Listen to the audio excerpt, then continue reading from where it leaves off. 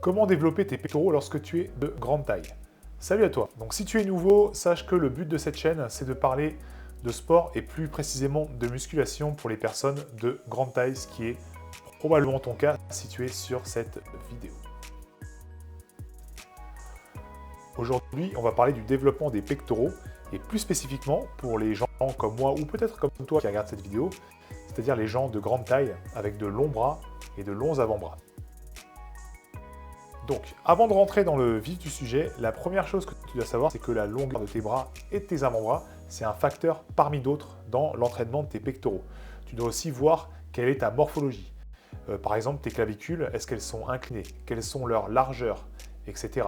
Est-ce que tu as une cage thoracique étroite ou large? Est-ce que tu as un thorax plutôt long par rapport à ton abdomen ou inversement? Toutes ces choses-là vont aussi entrer en compte dans le développement de tes pectoraux.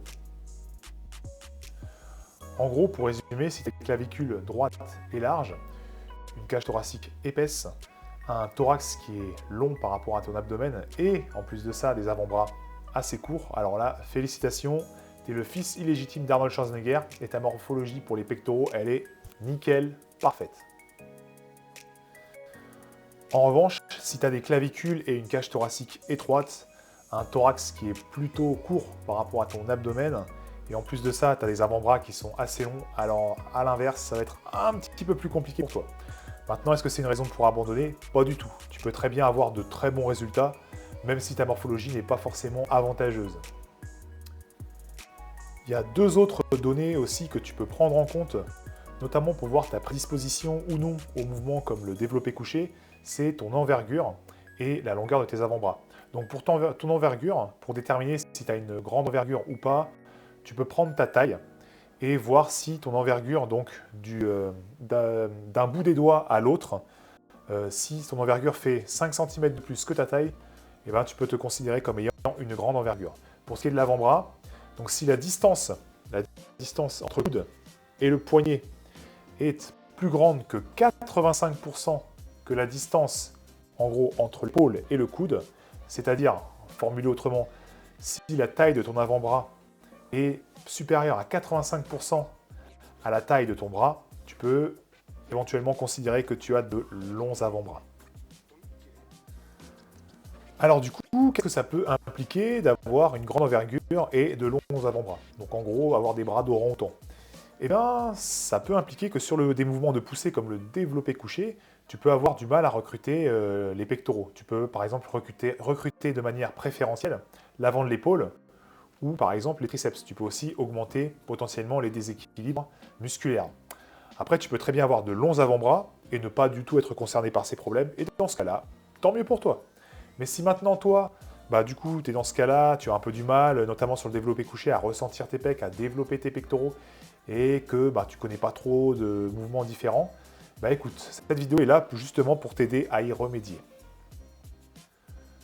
Du coup, je vais te donner 3 conseils généraux pour développer tes pectoraux si jamais tu es grand et que tu as des bras d'orang-outan.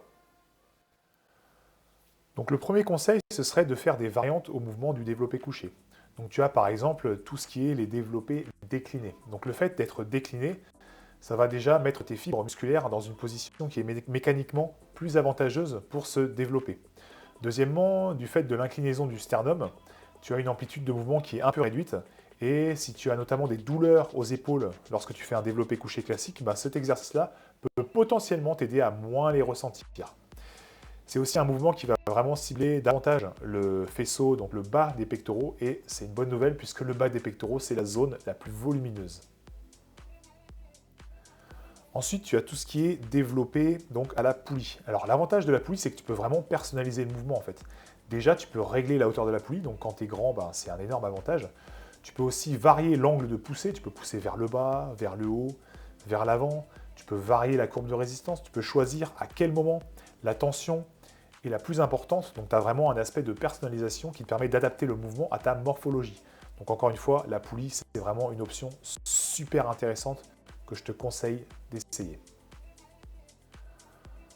Ensuite, tu as l'utilisation des machines à pectoraux, notamment les machines convergentes, parce que elles te permettent d'effectuer un mouvement qui est tout simplement qui correspond au fonctionnement mécanique des pectoraux. tout en t'offrant du coup une très bonne stabilité et en te donnant la possibilité aussi de surcharger progressivement. Donc au niveau de la progression, c'est vraiment très intéressant. Enfin, tu as tout ce qui est développé à la Smith Machine. Donc la Smith Machine, c'est une option qui est aussi intéressante parce que c'est une machine qui t'apporte de la stabilité et donc potentiellement une meilleure isolation donc des pectoraux. Et en plus de ça, tu peux choisir la hauteur de la barre, ce qui encore une fois, quand tu es de grande taille, c'est un avantage non négligeable. D'isolation. Donc, deuxième conseil, pense à faire des exercices d'isolation. Quand on a de grands segments en général, on peut se retrouver en difficulté sur les exercices polyarticulaires, notamment pour recruter les bons muscles. C'est surtout vrai si tu es débutant. Donc, si c'est ton cas, écoute, n'hésite pas, par exemple, à la fin de ta séance, à faire des exercices d'isolation. Et parmi ces exercices d'isolation, on va retrouver principalement les écartés, que ce soit aux haltères, à la poulie ou à la machine. Alors, personnellement, moi, j'utilise principalement des écartés à la poulie pour les raisons que j'ai évoquées précédemment, c'est-à-dire que tu peux régler la hauteur, tu peux vraiment choisir le moment où la tension est la plus importante, etc. Donc tu peux personnaliser un peu ton mouvement. Et si possible, j'essaie de me caler sur un banc pour être le plus stable possible. Troisième et dernier conseil, si tu as le temps, écoute, n'hésite pas à faire 2 séances de pectoraux par semaine. En général, le volume, c'est une variable qui est très importante pour l'hypertrophie, du moment que ça n'impacte pas négativement ta récupération. Donc si, encore une fois, tu en as la possibilité, tu en as le temps, essaie de faire au minimum 10 séries de mouvements pour les pectoraux par semaine. Donc si tu peux en faire plus, tant mieux, mais essaie d'en faire au minimum 10. Le fait d'avoir un chiffre précis, ça va justement t'aider à cadrer ton volume d'entraînement. Je me suis appuyé. Avant de terminer, j'aimerais remercier ma collègue coach Marie Giachetti, dont les articles sur la morpho-anatomie m'ont grandement aidé dans l'élaboration de cette vidéo. Donc je vais mettre un lien vers son site en vidéo pour que vous puissiez consulter les articles, vous verrez, c'est très intéressant.